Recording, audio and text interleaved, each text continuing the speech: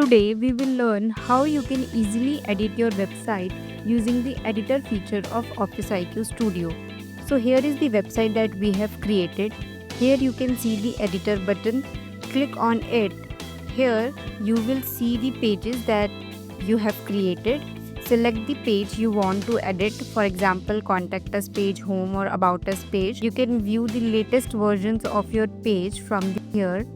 Choose the one you want to update. From here you can preview your site, how it looks on laptop screen, tablet or mobile screen. Then click on edit and your page will become active.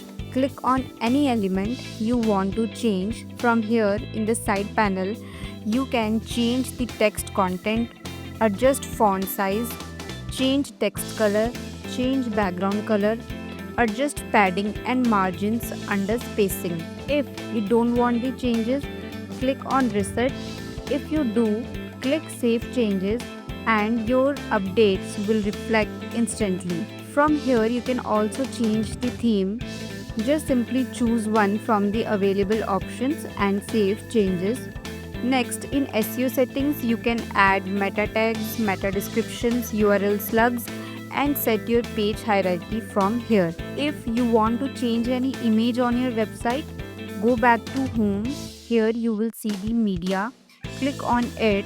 Here you can upload images from your device and you can see your images in the site files section. The files that you have deleted, you can check it from here, or you can also use the stock images. Just go to the search bar to find the images, or you can also select the images from these categories. Select an image, then you can choose its size if you want it in small, medium or regular size, or you want it original, and save it to a folder in your library. In site files, you can see the images that you have selected. You can search, filter, sort or change layout of your images from here. You can also create folders of your images and name it according to your convenience. Once your image is ready, return to the site editor, click on edit, select the image you want to replace and here you can see its properties. You can choose an uploaded image or you can also upload a new one directly from here. After choosing the image, click on insert.